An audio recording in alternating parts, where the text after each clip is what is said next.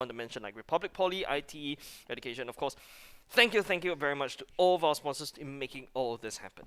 Exactly. And speaking about academic sponsors, Mm-hmm. we have Kaplan and Murdoch University, right? Yep, we do. So basically, they have. So thank you for them. Thank you for supporting Campus Legends, providing the platform for their students to juggle education and esports at the same time. Mm-hmm. Which then reminds me that they have an online open house on the 5th to Ooh. 10th of July. It's going to be online Mm-hmm. due to COVID. Yep. So 5th to 10th of July, 11 a.m. to 5 p.m. and find out more about the courses they are offering. So there you go. Yeah, go check that out. Especially, we always talk about how much we value education, right? Yep. Education, even though a lot of people, my friends are saying like, oh, why do we have to go all the way to the university to start working? I mean, you have to see education as something very interesting. And it's not only just about, the knowledge you'll gain, especially you see for these very cutesy Murdoch koalas. Yeah, the koalas, right? I was about to call them panda for a moment, right? But, cutesy little koalas, they've actually, gone through all the universities, all this kind of stuff. Yep. And education is very important. And speaking of which, let's hop back into game right now. This is it, the draft lobby for the second game, second series for today. We have ITE, College West against NUS. Now we have priority bands coming in with the Matilda, Popol and Koopa, Glue and Eve. And the first hero has been secured Oh. by ITCW. Hold on a second. NUS, Cage Kingsman, Oh Dear Bambi is all the way here. Hello there, Robert. Oh dear Bambi. Is this the real Ooh. Oh dear Bambi? Yeah, Kingsman, Oh Dear Bambi. I think it is. He is. So he is definitely going to be into the core role. NUS is banning away the Eve and the Glue. ITCW though, they're banning Metas, the Matilda, Popol and Koopa as well. We have a lot of things hopping on this one player, right? Oh Dear Bambi, he Yep. will be very important in order to bring NUS to success. Yep, that's true. And I believe he's going to be in charge of the draft. Mm-hmm, definitely. He Yep. he is basically an MPL player, I would say. And of course, the captain of Kingsman. If you guys don't know about that, you guys should check out MPLSG. We had our first season all the way, but enough of that. Yep. Right now, we're in Campus Legends. Oh dear, this is part of my pun. Oh dear, this is gonna be huge. Yep. And it seems like, look at the draft. It's super fast right now. So on the Yes, side it of is. ITE College West, we have Lunox, Lockdown Hero, Cho, and Grangers has been secured. Jawhead, Benedetta, and Selena on the side of NUS. And now you go Lapu Lapu with that securing on the NUS side. And the last two picks will be...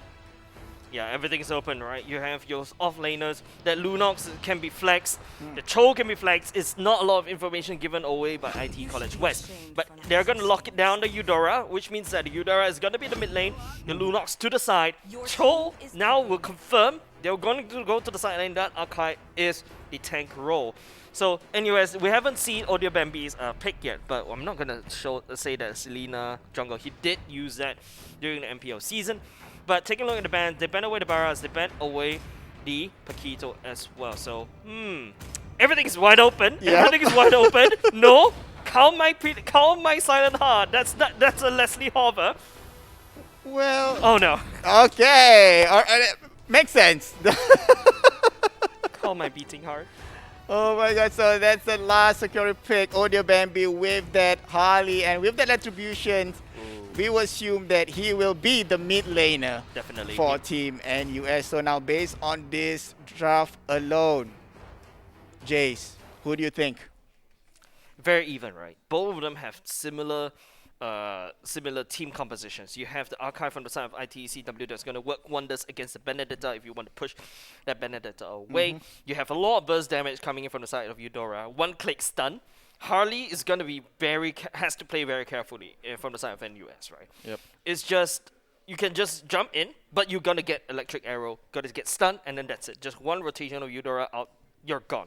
Lunox also offers a lot of burst damage coming outside ITECW. I'm not too sure how NUS will be able to handle this. All right, there you go. Welcome to the Land of Dawn. This is the game 2, series number 2, ITE College West against NUS with Odia Bambi in the Harley. So there you go, one. It seems like it's going to go with 2-1-2 maybe. So it seems Yeah. like it's going to be an early harass here for both teams. I think both of these teams are trying to get like, oh, I'm going to get you. Oh, you're going to get me. Okay, I'm here back again. So it's going to be 2v1 right now. It's going to... Oh, look at that. Look at Jawhead trying to... It's going to be Yep, 3v1. Look at Harley still at level 2, but Jawhead securing that kill on that Archive. So well done, NUS, with that first blood.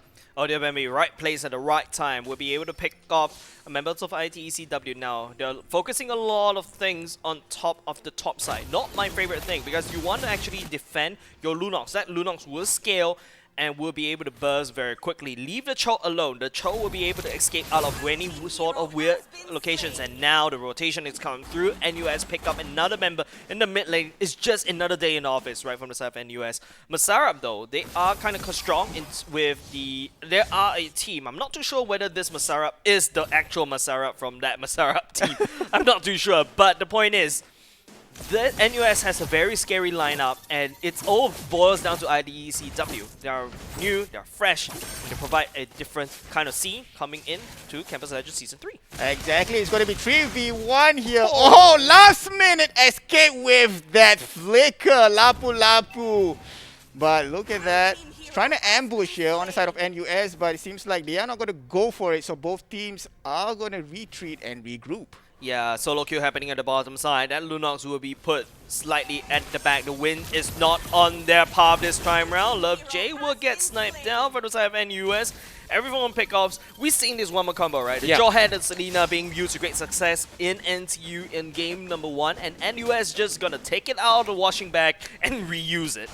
Exactly. So we know that both teams, both of these two heroes are combo wombo hero. The first turtle will be here up the top lane. Now both teams will gonna go for it, but Abyssal Arrow hits Granger. That's bad. And ejector there. Well-timed ejector by Jawhead securing that kill. Double kill on the Akai as well. So NUS with that 3 for nothing. Oh my god, Eudora went down there again. Now they're gonna start securing this again. Is this gonna be number 4? But Cho securing the kill on Jawhead, but Selena with that revenge kill on Cho. NUS picked up 3 members from the side of ITECW, and then almost immediately rotates right into this turtle. Oof, the macro play is strong from the side of NUS, the decisiveness as well. I mean, it's just the veterancy coming into play from the side of NUS, right? ITECW, they had the initial big bursty damage. We haven't seen that at all because of the damage dispersion among the team members of NUS is just solid. Exactly. Now we are at, in fact, we are so early in the game at 3 minutes now. It's 8-1, and in terms of goal difference, it's 3K. Yep. You know, so is this smelling like a snowball coming in from I NUS? smell a smelly cat, of course. That Lapu Lapu is going to scale out of control. You give a lot of a lead over to the side, but here comes the Unstoppable Force. There's a nice Unstoppable Force, and that Smart Mills securing the kill on that Lunox. So again, a well done from NUS. Nice team fight. Abyssal Arrow misses, but Ejector comes again. Lunox is not gonna... Oh my god, Eudora can't escape that, but Granger securing the kill on that Jawhead. So it's a 1-for-1 trade-off, which is not too bad. But Cho uses the flicker to escape from the bravest warrior, Lapu Lapu. Now, ITECW, their drop, the only late game insurance that they have is Win and Love J. These two will burst anyone out of control, and they're building towards that because of the items. Taking a look at Lunox, going for their clock. They hope to bring this to the late game. But NUS, whether they're allowed to, oh dear Bambi. Oh dear, did you see that? He was escaping from the darkening, and Lunox was chasing him, and Lunox retreated, and he came back with that securing kill. That was a nice play by Odia Bambi. 3-0-3 KDA at this point of time, and NUS is looking to secure this T1 turret up the bottom. Yeah, and the only way that ITECW, right? The only way I can see is use that Cho to try to split push as much as control. But the problem is, NUS rotation is so true. Rotating top and bottom, and Harley will be able to turret dive from one place to safety because of the second skill. You'll be able to teleport all the way back. So there's no place that are safe coming out from ITECW. We knows exactly where you are with the traps, and then after that, Basarab just follow out Unstoppable Force, Ejector right on in. There's even even if you pack Akai, right, there's no way you can actually defend. But here we go. There was a nice engagement by Cho securing the kill on Harley, but he goes down as well. So 1-for-1 trade-off, which is pretty huge because Harley's out now.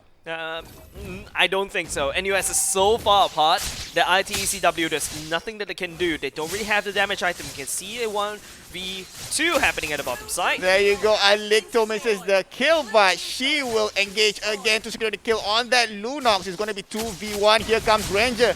Now Benedetta will use her dash, but Dev Sonata has been engaged but misses. Rhapsody, will there be a Rhapsody to secure the kill? And there you go, Benedetta. Benedetta goes down there with the Rhapsody. Wow. Oh my goodness, 6 minutes in, Love J only builds the clock. That is a huge problem. ITCW, we talk about the burst damage, NUS has it, and they're not going to allow ITCW nice coming out from win, but that's not enough. Smelly Cat will be able to pick that up. There you go. There was a nice slash coming in from Lapu Lapu, but a revenge kill coming from Eudora. And that's going to be 2-for-1 trade-off on the side of NUS, and Purple Buff will be stolen away from Selena, I guess. Yeah, the gold lead is still there, right? It's still a 4K gold lead. It's the only thing that ITCW won is perhaps that pick off on the side of their Bambi. That's why, you know, in terms of the gold lead, ITCW still got a little bit of advantage, but not too much. NUS, they're just, you know, they're just stalling right now. Yep. So now, looking at this game, it seems like it's. Their Bambi misplayed. It's gonna be 3v1 here. They're gonna secure this T2 turret down at the bottom, and look at Jawhead with that recalling. And Hurricane Dance has been activated, trying to save his teammates, but to no avail. He's gonna go down. Lunox is gonna go down. Double kill on the side of Benedetta. NUS is gonna be wrecking havoc, but there was a nice engagement by Cho with that Shumpo and Jeet Kundo. But look at Benedetta. He's trying to get the Cho. Okay, nope. So they are going to disengage, but there was a well aiming there by Cho in the back line.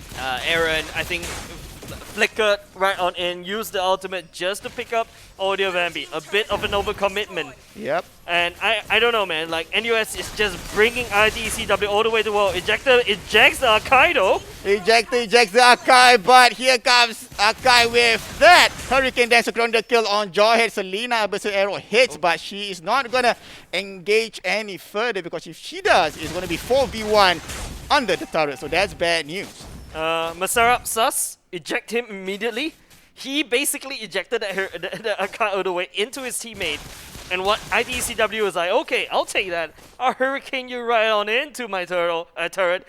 And I would say that's a bit of a funny misplay coming out from NUS. But ladies and gentlemen, I feel like, you know, Fizzy and I, we're just having fun. NUS is just crushing ITCW apart.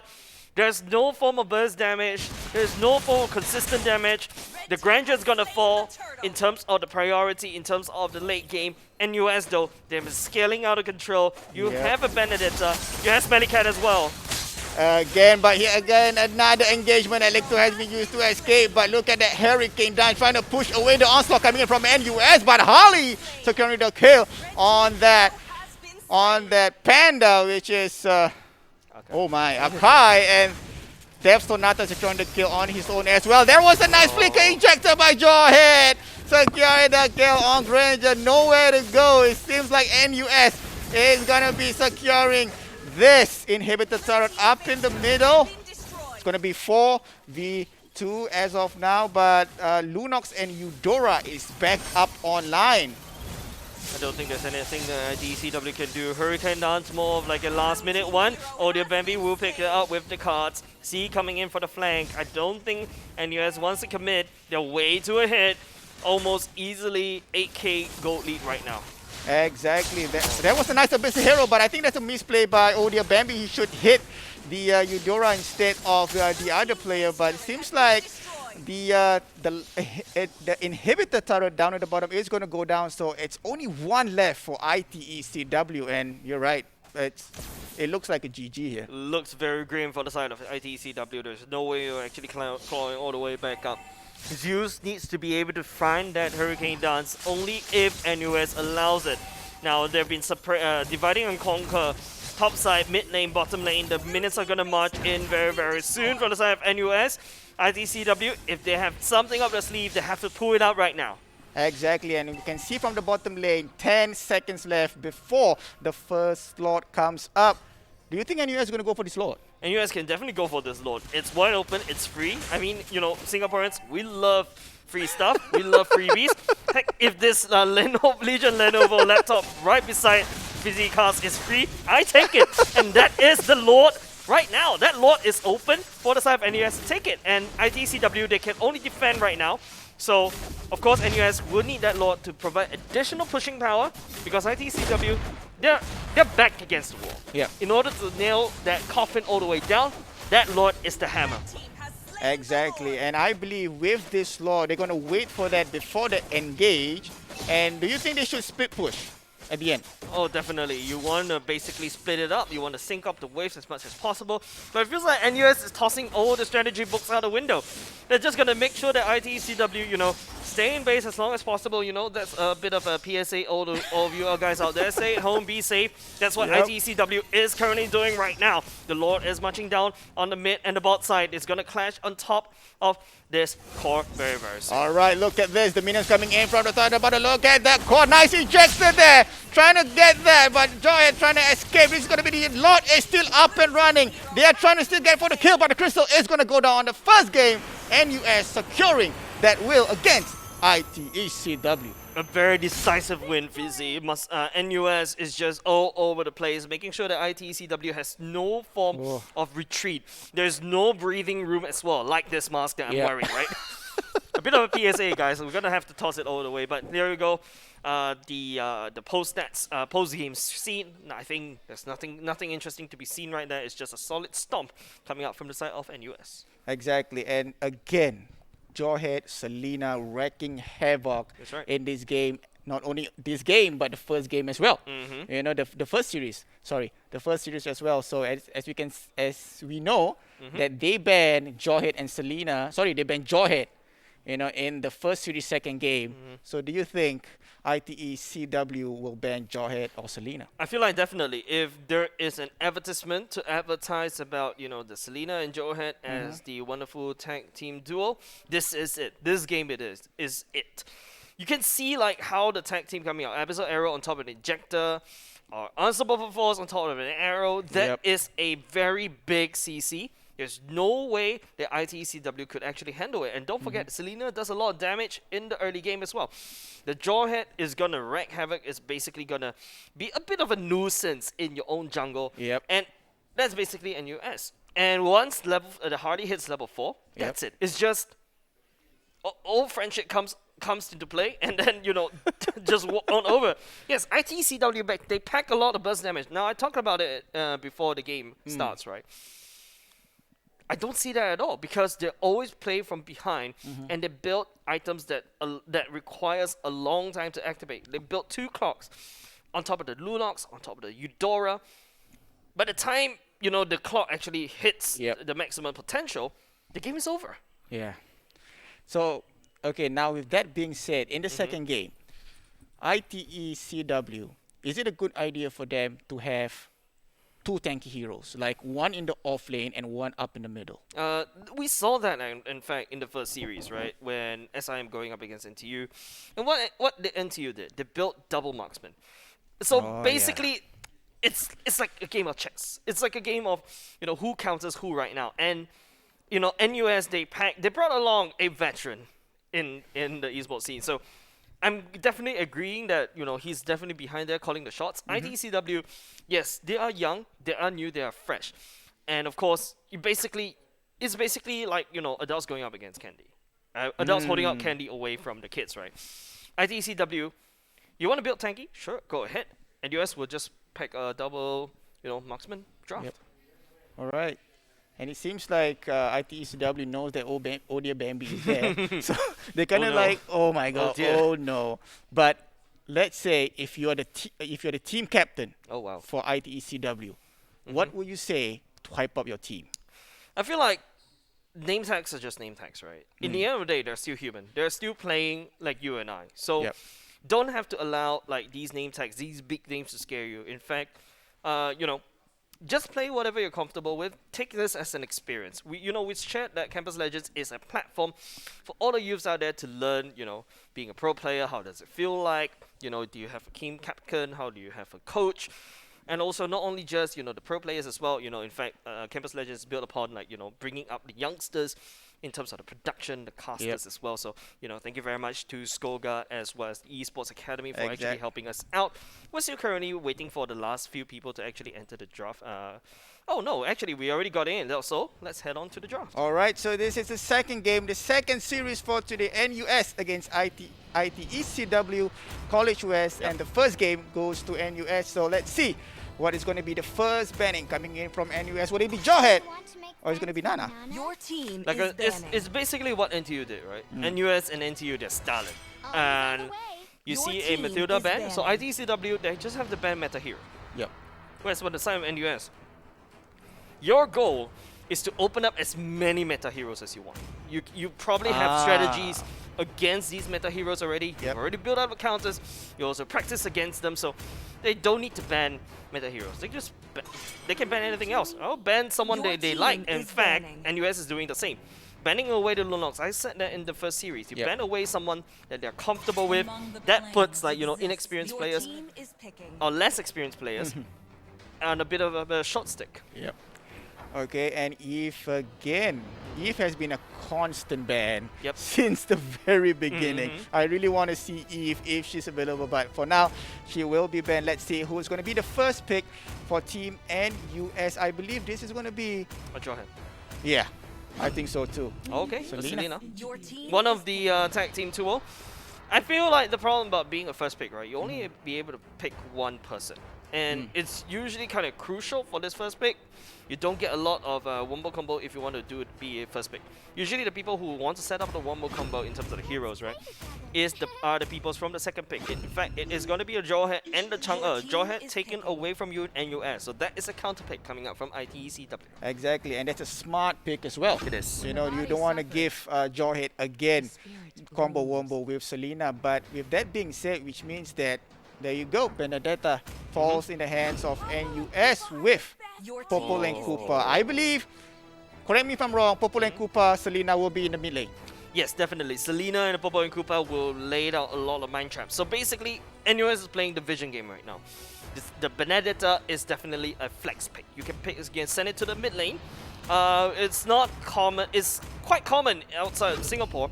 Not so common in the Your MPL Singapore team is meta. banning. However, from the side of ITECW though, they picked up the Chang'e, they picked up the Wen. That means that they're going to go to the late game. Once NUS Yes. goes to the late game, their heroes will fall off. Now, you pick a Chang'e into a Benedetta. The Chang'e was picked first, so NUS picked up the Benedetta to try to find the Chang'e with the ultimate to shut it down because of Your the team many is iframes banning. that NUS have.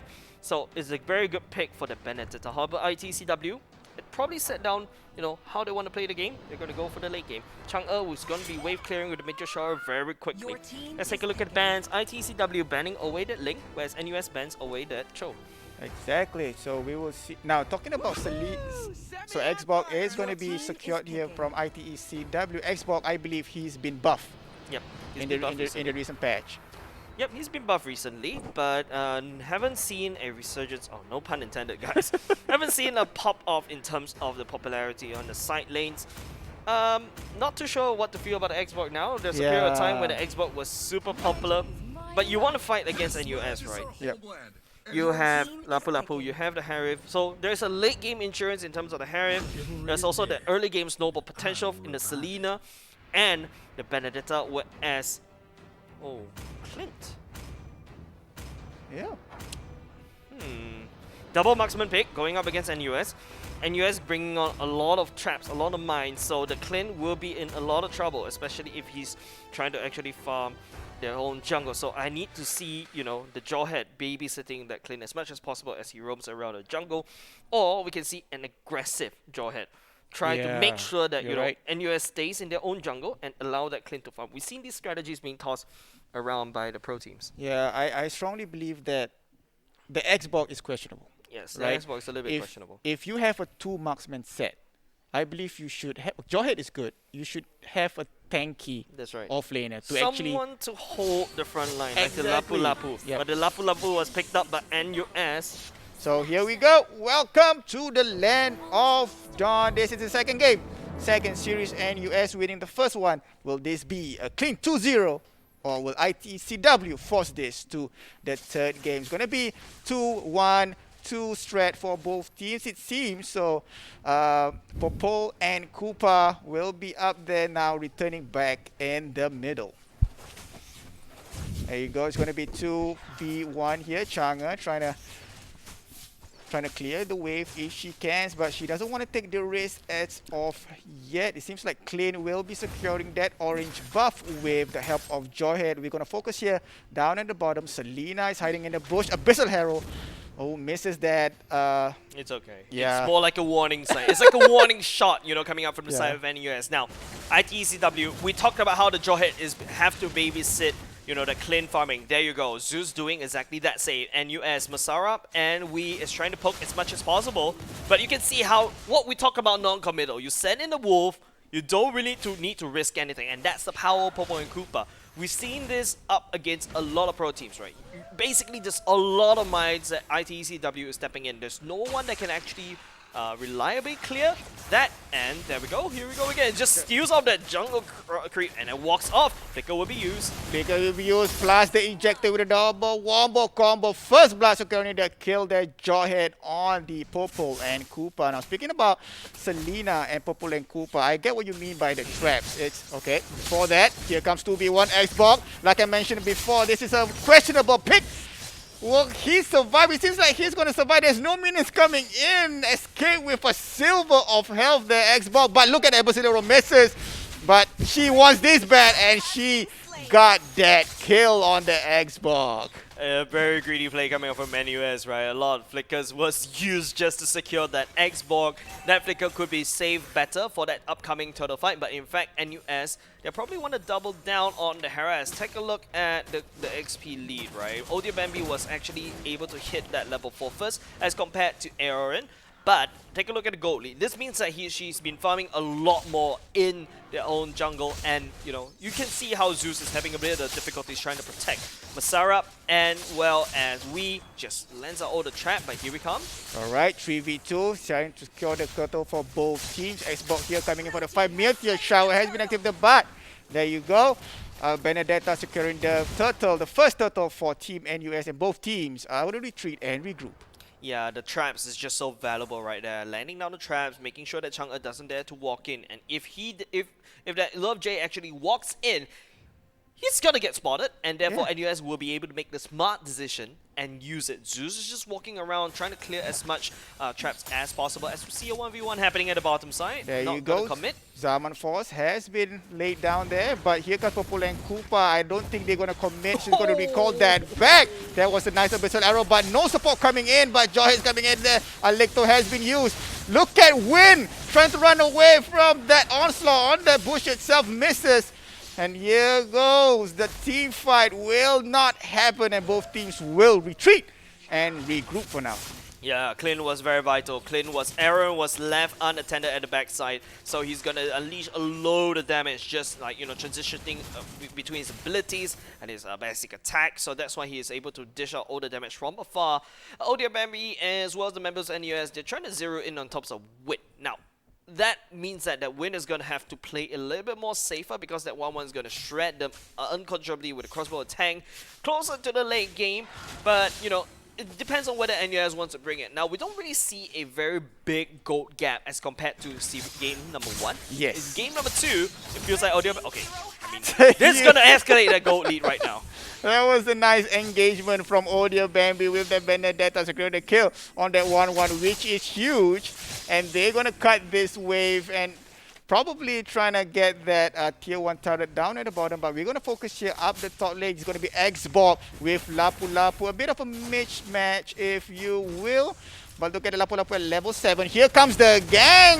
Xbox is going to go down. No, sorry, not Xbox. Lapu Lapu is going to go down on the hands of Clint. That is good map awareness from ITECW. Oh, even though, Love J popped out the meteor shower, NUS was be able to secure that purple buff with great success. And don't forget, because ITECW popped that meteor shower, NUS could rotate over to the turtle, but they're not gonna pull that trigger now.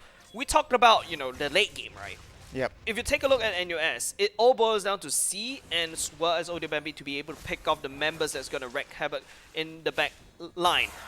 ITCW, they have the Chang'e, they have Oren, they also have, Glorious Generation, who's able to wave clear from afar and in safety. That's going to be very crucial, and that's going to be a very tough nut for NUS to crack. So, as the game slowly traverses into the mid-game, I don't see a lot of NUS, pushing down turrets. You want to force ITCW into the back end as quickly as possible because you're going to have a lot of problems cracking open. Because ITCW, they can survive sieges, and they will be able to siege your own turrets instead. And there you go, talking about sieges, Zaman Force has been activated and they want to secure this T1. They got a T1 up in about a look at Jawhead, knows that there's no support coming in. He's going to escape and recall at the same time. But, okay, there you go, the Bravest Water just a little like on the head of Xbox, but there you go, killing spree. Selena securing that kill on Jawhead, and they will secure this T2 down at the bottom. I'm very sure that whatever I said just now regarding like pushing the objectives, there's no direct line to NUS, right? But I feel like they know it, and they're like, okay, you know what? We had fun in the early game. Let's just push down and immediately a clean sweep, a clean shave of the lanes. Like someone NUS brought in the lawnmower, just bulldozing, lawnmower bulldozing. I don't know what I'm talking about anymore. Lawnmower bulldozing down ITCW's bottom lane. Exactly, and that because they respect their opponents as well, because they know that they are gonna start going in the mid game right now. But Meteor Shower has been activated, trying to secure the kill on the Popo and Koopa. But Jawhead trying to get that Benedetta Odia Bambi. He will escape with that supreme dashing abilities from Benedetta. Yeah, that dash is super annoying, right? You think you call a Benedetta, you think again. One doesn't simply catch a Benedetta out. Now, the Xbox will not have the ultimate as well because he doesn't have the Frigga armor. Is forced to flicker away. He doesn't want to pop the immortality as well. Now, Masarap's trap has been vital, right? Yep. You can see how many times Zeus actually wants to engage on top of NUS, but the traps say no, and it gives us so much vision. And because of this vision, you can see, the arrows land on mark from the side of NUS. Exactly, it's a 3CC, Abyssal Arrow, Abyssal Trap, and the trap from Popo and Koopa. And of course, you follow up with the ultimate from Popo and Koopa, the long range stun as well. Oh, that's so difficult for ITECW to handle. And as well, there's not a lot of Purify coming out from the side of ITECW. I would prefer Win to pack the Purify. Love J had the right idea to pack the Purify, but I don't know. I would love to see a lot of green battle spells all across in the side of ITECW. There you go, traps all around there by the Popo and Koopa. It seems like it's very hard for ITECW to engage any team fights at this point of time, but Xbox Firaga armor is gone, so no ulti for him. For now, it seems like we are going to focus here in the middle lane. Seems like 80 seconds before. I think this is the third turtle will be spawned out. It's going to be a Lord, in fact, that will be spawning very, very soon. NUS needs that Lord. They need the additional pushing power. This is ITECW. Okay, hold on a second. A bit of a fight happening. Zeus will get picked off. Flicker will be used. Glorious Generation will be landing the fire all the way. But NUS is just going to hammer in. Yep, there you go. Firaga armor is lost again. Lapu Lapu engaging there in the front line. That was a nice ejector there, trying to push that away. But there you go. Xbox with that last insanity, but to no avail. Selena securing that kill. Odia Bambi trying to escape there. She will, but it's 2-for-2 trade-off for both teams. Oh, good pickoff coming out from C. Identify Love J is all the way behind enemy lines. Oh, his own line though, but Aaron, he's online. He's going to be able to land down the damage. Now, NUS, I feel like they have to start shaking in the boots a little bit because, and ITECW, they're starting to build in a lot of items, especially of Aaron. Take a look. Berserker's Fury as well as Endless Battle. He's going to hurt like a truck. And if you notice how NUS, they don't really have tanky heroes except for that Lapu Lapu.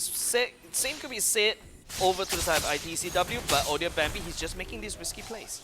Yep, and it seems like we are in to almost the 10-minute mark of the game, which means that it's only like 1 or 2 minutes before we go into the late game, and it seems like ITECW is actually waiting for that to happen. Yeah, ITCW, they know they just need to wait for the late game. But taking a look at the items once again, 1-1 is still one item less. She needs a Demon Hunter sword as well. He's already picked up the Chorus side. That's two of the vital items. And if you want that 1-1 to be even pop off, right, like win. But here comes another engage coming up from NUS. That was a nice engagement by Benedetta. Alicto securing the kill there, but Lapu Lapu manages to secure the back line, and there you go. He wants Clint back, but Clint with that critical Berserker Fury.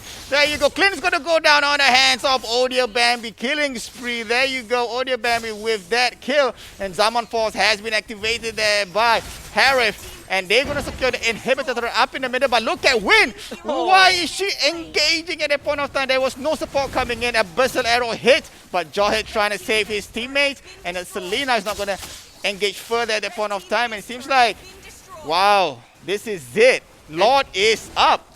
NUS found the opening. Zealot coming in very clutch at the last minute. Finding these pickups from the side of ITCW has been exponentially important coming up from side of NUS. And because of that one little team fight, right, you can see how the snowball starts to scale like into a huge avalanche, right? ITCW, they lose 3 turrets all at the same time. Now NUS securing the Lord is going to march all the way down. Don't forget, with the super minions and, you know, enhanced minions from the Lord, it's just going to have to be big. ITCW, they may be able to clear this, but they need to brace for impact. Exactly, and you look at the bottom lane there. Lapu Lapu trying to clear that minion wave in the bottom so that they can push all 3 lanes at the same time, which means if they can do that, probably be a GG push. And here comes the onslaught coming in. Zamanford has been activated. There you go, Clint. They want Clint so bad. Clint is going to go down in the hands of Lapu Lapu, and that's it. They're going to go for that crystal. Lord is down, but it's 5 man against 1 crystals. No way the crystal is hanging on tight, so NUS win that one 2-0. Yeah, that GG push at the very last minute, right? It's just basically like a calm before the storm. Yep. ITCW, they're bracing for impact, but the thing that they're holding on is just shaking because NUS, oh dear lord, no pun intended, of course. Oh dear lord, right? C coming in clutch with the Zaman Force will be able to sweep, and that's a lot of burst damage spread all throughout the board. Love J, he doesn't really have enough item to burst anyone down with the Meteor Shower. You can see the last desperation coming out from the side of ITCW. There's no way that they could defend the onslaught coming out from NUS. Exactly, and kudos to Zealot as well with that Lapu Lapu. Yes. He knows that Clint is the main target. Yes, that's right. If you get Clint out, which means you're going to get this win. So he hits the Clint, and that's it. GG, NUS 2-0 win. Yeah, and there's a lot of heroes that could dive, right? Zealot would be able to find that backline very easily because of the dashes, and he just generates a lot of shield as he does. Audio Bambi with a lot of iframes finds Love J, that's it, ends it off. But Auron is the one that's making sure ATCW stays alive because of the burst damage from Clint coming out, and the long range basic attack is definitely crucial to make sure NUS stay down. But I feel like NUS is just going to lawnmower all the way through. It's just very hard for ITCW. We talked about the late game, right? ITCW with the Meteor Shower should be able to wave clear very quickly, but it just takes that one crucial team fight that I pointed out, right? Yeah, ITCW, exactly. they got ganked upon. Yes, ITCW is forced to reset. They don't really lose a lot of members, but the damage is there. Yep. NUS will be able to take 3 turrets in a row, push for that Lord, and just end the game like this. Yep, exactly. That's very, very true. But at least for ITECW, they were playing better in the second game. Yeah, they played better. If you compare it to the first game, like first 2 minutes, it's like 5-0, 5-3 or something. But now they at least managed to push it almost to the late game. So again, like you said, it's still the group stages, so they can learn from their mistakes and be better. Yep, of course. I feel like ITCW as well as SIM, they've got to look back into the drawing board because we're already seeing some of the power rankings starting to show in terms of Group B. Of course, Group A is not being live streamed, so don't worry because last week we showed Group A, right? Yep. This week we'll be showing Group B. But hopping over to the side of NUS and NTU, my god, these two are very, very scarily strong teams. Exactly. Yeah, NTU, the battle of the unis. I like the fact that wrong. I like the fact. No, I mean the rivalry between all the universities in Singapore has been very strong, right? Yeah. And I think they're bringing it all the way into esports as well. Yeah. And that's what churns out that drama. But of course, defending the championship is ITECC. Yes. All the way from ITE. So you got to give kudos to them, right? They are looking very strong. However, I'm looking very strong players from the side of NTU and NUS. You saw the MPL tag on Odia Bambi. That is Odia Bambi. Okay, that's nice. And if I'm not wrong, there's one team as well. I think RP or TP Explorer. Oh, Bento. Is it Bento? I can't remember. Well, I kind of. It seems like his IGN is Sean for some reason. No, Sean is the coach, if I'm not mistaken. Okay. Yeah, Sean is the coach, if I'm not mistaken. But there we go, ladies and gentlemen, because of NUS, a clean sweep against ITCW, solid 2-0. ITCW did give NUS a bit of problem in the second game. Yep, definitely. But NUS was able to close it out very nicely, very cleanly. So coming up next is going to be a Murdoch University going up against Republic Poly. So it is the callers. Yep, that's it. So when we come, we're going to go for a short break. And when we come back, we're going to go with the final game for this stream, the third game and the third series for today. So see you guys soon.